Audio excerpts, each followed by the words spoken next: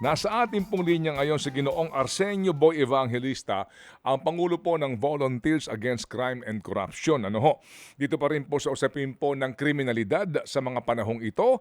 Ating nakapanayam this morning si Attorney Claire. Sinasabi nga niya na based po on facts at report ng PNP, bumababa ang crime rate. So atin lang pong tanungin po si Ginoong Boy Evangelista doon po sa punto ng vis-a-vis the reported index crime, pati po itong mga heinous crime na mga kasama po ang kidnapping, at doon po naman sa reported doon po sa impresyon na nililikha nito sa pangkalahatan po para sa ating bayan. Magandang umaga po, Kaboy. Good morning, Ted, DJ Chacha. Greetings of peace, justice, and truth from Volunteers Against Crime and Corruption. Salamat po sa panahong, Kaboy. At ito nga po, muli po tayo nag-uusap tungkol po sa pareho pa ring issue, no? Ito pong kriminalidad. So far ho naman, sir, ang sinasabi po ng PNP sa kanilang press release, maging ang Malacanang, bumababa po naman talaga ang mga kaso ng index crime. Ito ho mga nangyayari po sa ating kapaligiran, and then ito daw pong mga kidnapping cases naman daw po agad na bibigyan po ng solusyon. Ano po ang inyong munang kabuuang reaksyon doon? Una po, ang VACC ay hindi masyadong acceptable sa amin yung data at yung pronouncement na bumababa ang index crime, non-index crime, focus crime, major crimes, whatever, no? Ito yung mga minsan ang hirap intindihin, no? Yun ang sinasabi po nila, but ang sagot po namin diyan, especially sa kidnapping, bakit po nag-create ng Special Investigation Task Force Against Kidnapping kung nakita nila na bumababa ang ang index crime, meaning yung major crimes. So nag-create sila, composite po to, NBI, Immigration, Anti-Money Laundering, PNP. It is a interagency which is we support. But then the moment mag-create kanyan, naalarma sila. Nakita nila may resurgence. Kalimutan muna natin yung mga data na ni-release. Well, yung case solved na sinasabi nila, yung kay Anson kay Liao, we support that. It is a case closed, case solved but not a case closed. Simply because wala pa nga yung mga masterminds talaga dito, no? Kung sino ba ang nag-utos, kumuha ng kontrata dito doon sa tatlo, no? Especially yung kay David Tan Liao. So yung sinasabi nga nila, no, yung for us kasi it is a big insult pag ang PNP po naglalabas, or even the executive branch naglalabas na magaganitong pronouncement, ang crime rate bumababa. It is a big insult kasi po yung mga biktima, kami, we are still crying, grieving, nasa wait ka, naglalamay ka, then maririnig mo, bumababa ang crime rate. And then, can we feel it? Nararamdaman ba natin ang pagbaba? So, ang panawagan natin sa executive, please bring back to us the trust and confidence, yung peace and order, para maramdaman natin, matranslate nila yung mga datos na sinasabi nila bumababa. Sir Boy, si Chacha po ito. Go ahead. Sir, dito po sa sinasabi ninyo na big insult ito, nararamdaman ba ng tao yan? Yun pong, may nakikita po ba kayong pagkukulang sa law enforcement agencies natin dito sa pagresolba at paghawak ng mga iba't ibang krimen dito po sa bansa? Ay yung yung resolution nila, pag-usapan mo natin itong huli, no, yung kay Anson Ke. Kami, we recognize, we salute them doon sa solution, kung it is a long video presentation last week done by the PNP, talagang very convincing, painstaking, binigyan ng oras, ang ganda ng resolution nila. VACC, salute them, no? But moving backwards, bakit, remember po nyo yung 14-year-old boy, student from Taguig, na sinasabi rin nila na merong POI, persons of interest, numbering 10 to 15. Tapos, nag-walk away, yung press conference nila sa Malacanang, sinabi nga nila, it was led by SILG, no, na soon it will be resolved. Meron silang POI na 15. But then hanggang ngayon, wala silang update. Nakafocus dito. Saka makita nyo, bakit nakita nila, naramdaman nila, dahil sa ingay ng media, ingay ng NGO, yung resurgence ng index crime, which is KFR, Kidnap for Ransom. Ngayon, iba po, talagang mabigat po itong si Anson K. As early as 2008, arrested na po yan ng NBI. Imagine 2008, 4 na presidente ang pinagdaanan nitong Anson K. Late part ng kay Gloria, 2008-9 yun Then pumasok si Presidente Pinoy, na doon pa rin siya. Then noong time from Pinoy Duterte, na doon pa rin siya. Active as a negotiator, siya yung operator for high value targets ng mga businessman. Mostly Chinese businessman, kasama rin niya sa mga Chinese groups.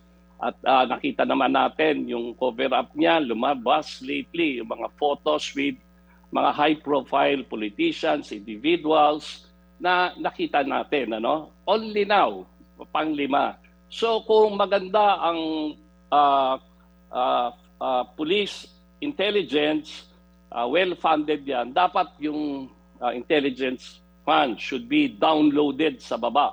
Hindi po downloaded pataas. Hindi. Kasi they have to buy informations. Kailangan nilang bumili ng yung human resources nila, itap nila, buy informations. Yun ang very purpose ng intelligence funds. Imagine 5 high-profile cases involved to, 4 different presidents. Ang pinagdaanan niya, nagbago ng pangalan at panay ang pattern, ang template, napakarumal-dumal. Ninarate nga, kaya we salute the PNP, yung huli nila, yung 5 cases na yon fully documented, yung isang victim nila, same pattern with the victim, Anson K, tinapon din dito sa Rodriguez, nalagay sa sako, may ductile tape. Tapos same na kotse ang ginamit. Yung it's a red Kaboy, Ford. Kaboy, I hope you don't mind me interrupting. Medyo Yes. meron lang kaming kalituhan. You've been mentioning the name of Anson K, no? Okay, Anson K. Sorry, David Tan. Yes, sir. Yes. Opo, we're just medyo na-confused kami, no? Okay. Sorry po. Opo. Si Anson K ang victim dito. Yes. Okay. Yes po. Yung David Tan, Yeah. ito ang sabi mo kaninyo, noong pa ito involved sa gantong uri ng karumal-dumal na krimen, right? Tama po. Yes. As early as 2008, he was arrested by NBI somewhere in Pampanga. Mhm. Tapos na-release, nagbago-bago ng pangalan. Then tumakbo ulit siya, yung yung operation niya. Umabot hanggang ngayon, as we speak today, si David Tan Liao, malalim, ibang klase. Na-release maraming photos na lumabas kung saan kasama nga niya yung mga members niya mismo, yung victim, doon sa isang photo. It is a Filipino-Chinese businessman group. At also yung mga photos niya with senators, former, lahat ng personalities, ginawa niyang cover. Even mayroon siyang photo kay Governor Chavit sa bahay pa ni Gov yun nagamit niya itong content materials as a tool for getting mga HVT po, yung high value targets na kapwa niya nasa inner circle. So kaya mabigat po ito. Kaya at least what about yung mga previous, Bakit tumagal to in the span of 2008? So, 4 na presidente, 5 na si BBM, bakit lumaki, nagkaroon ng resurgence? Opo. Bakit ngayon lang po, Manong Ted? Well, anyway, sa ngayon nga po, hawak na ito ng mga pulis. Di po ba kaninyo, Kaboy, right? Itong si David Tan na ito. Tama po. Opo, At ang opo, ina-expect opo. po namin, yung mastermind po dito, which sinasabi naman nila, coming soon, ma-account nila. Yung case build-up lang nila talaga, pinapalakas lang nila yung case build-up, yung Okay. reasonable certainty of conviction, which we fully support. But nag-aantay po tayo. But we have to move backwards, Ted, yung mga previous victims parang unsolved, may mga unreported cases, may payoff, pero hindi na hindi na high profile. Kaya nga yung pag nagkaroon ng acceleration, pagtaas, resurgence ang KFR, kidnap for ransom, it is a direct blow po sa ating economy, future economy, and even our security. Tourism will fall. Isa po ang di ba, ang bansa po natin is a tourist oriented driven tourist driven country, revenue nagge-generate na mataas na revenue, and the economy will fall. Yung peace and order, ito po ang ina-expect namin. This is a call for Malacanang na sana naman sa SONA nyo or now, wag na natin hintayin ng SONA, make a strong pronouncement that is already a policy coming from the President that ang kidnap for ransom is a direct attack on our economy, security, similar sa food security, education, healthcare, infrastructure, mga problema ng mga tao sa OFW. It is a major issue ang public order and safety. Once bumabaksak po yan, magkakaroon ng capital flight, lahat po tayo may tama, magsasuffer. Opo, sige po. Okay, sige. So finally po, ang Kaboy, kayo ho ba ngayon sa grupo ninyo, may alam ba kayo na live kidnapping case ngayon as we speak?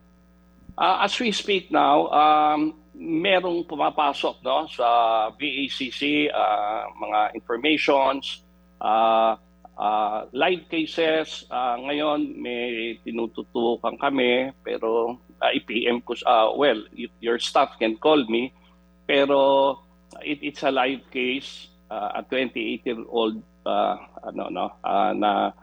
victim at allegedly now yung mga sinasabi natin ng VACC previously, it is for the PNP to validate, assess, summarize lahat ng informations na binibigay namin kasi we can only do much. Wala naman kami talagang police power or wala kaming funds to